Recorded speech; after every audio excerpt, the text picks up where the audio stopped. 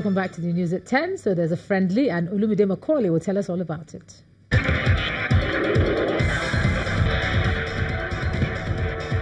Thank you, Ijoma. Yes, indeed. And it has to do with the Super Eagles. And the players earlier this evening held their final training session, which was open to Asaba football fans and the media ahead of tomorrow's international friendly against the Cranes of Uganda at the Stephen Keshi International Stadium. The team's technical advisor, Kenyata, will give room to some fresh legs as it prepares to build a formidable team for the tournament in Cameroon.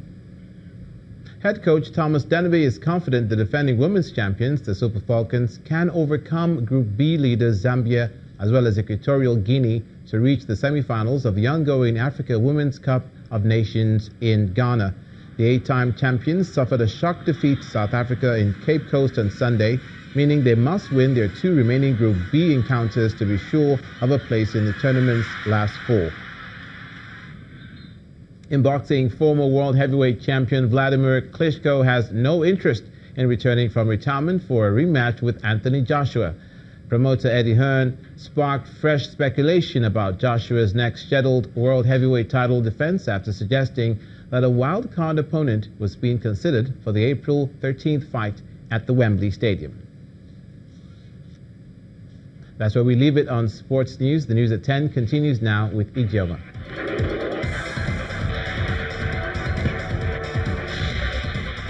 Thanks a lot, Olumide. Kenyan President Uhuru Kenyata has launched a Coastguard to protect and monitor its territorial waters. The first in the country, the MV Doria, commissioned for surveillance purposes, will fight against illegal fishing, which, according to the president, costs Kenya about $100 million a year. Until now, Kenya's maritime security depended solely on the Navy, whom authorities say will now be free to focus on security and military affairs. Fishermen in Kenya, however, hope the Coast Guard will provide them with a protection against harassment from Ugandan forces on contested waters.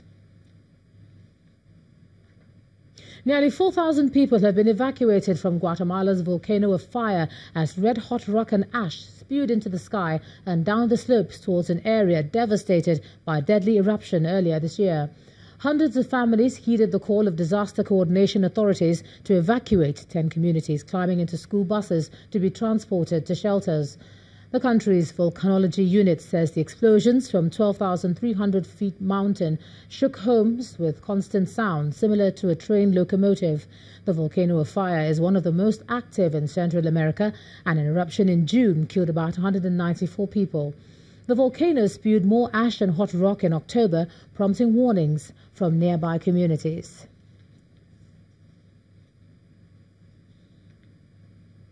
U.S. authorities have shut the border crossing with Mexico with the aim of boosting security after a migrant caravan arrived in northern Mexico.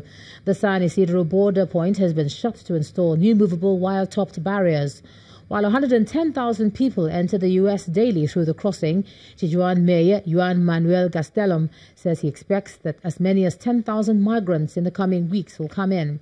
The migrants say they're fleeing persecution, poverty and violence in their home countries, but the city of Tijuana says it does not have enough to handle the avalanche. And the main news again. 76 suspects were today arrested following the killing of 3 people at a birthday party in Bauchi State last night. Police say calm has returned to the troubled communities. And that's the news at 10 tonight. Thanks so much for staying with us. I'm Ijoma. Do have a good night.